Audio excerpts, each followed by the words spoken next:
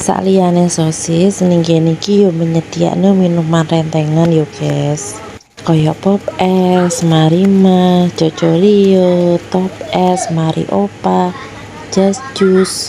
Soale kuwi yo gandengane wong bakulan sosis, dadi aku nyediakno barang yo guys. Iki dibantu karo putune maratuwaku. Jare sapa anak lanang kuwi angel kongkonane. Anakku lanang alhamdulillah dikongkon enak guys. Apa nenek bundane watu langsung dijipukne ngombe. Sing angel iki cuman siji, menu makanane.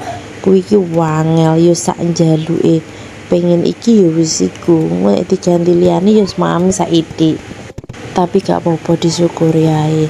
Memang anakku pertama iki ket aku karo anake maratuwaku iki bakulan ayam geprek. Sak mendino kuwi mesti nyuwun bebek goreng. Apa maneh pas daganganku dhisik ki rame-rame akeh orderane, kuwi mesti nyuwun anduk nasi sego bebek, kuwi mesti bar orderan ngirim orderan ngono kae langsung njaluk anduk guys. Alhamdulillah saiki wis gak bakalan ayam geprek neh, dibukakno toko sosis karo anake maratuwaku.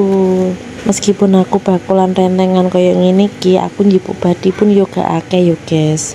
Aku asline yo ngerti bakulan mateng iki badine piro. Aku dhewe bakulan mentahane iki badine yo saithik guys. Mungkin nek bagine sampean ngewasi entuke dhuwit akeh badine akeh yo alhamdulillah guys. Muga-muga doane sampean kuwi dijabah karo Gusti Allah. Tapi entuk piro ae kuwi yo kudu disyukuri.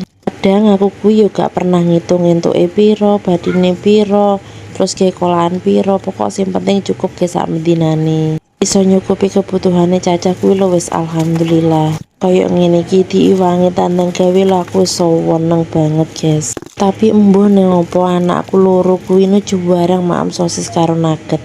Biasane iki sing dimaem ya telur goreng lan nek gak ayam. Apa maneh putune maratuwaku sing nomor loro iki mesti tidak terlepas dari yang namanya telur goreng. Jadi anake maratuwaku iki mesti nyetok telur itu 1 kilo cuman kanggo 3 atau 4 hari tok.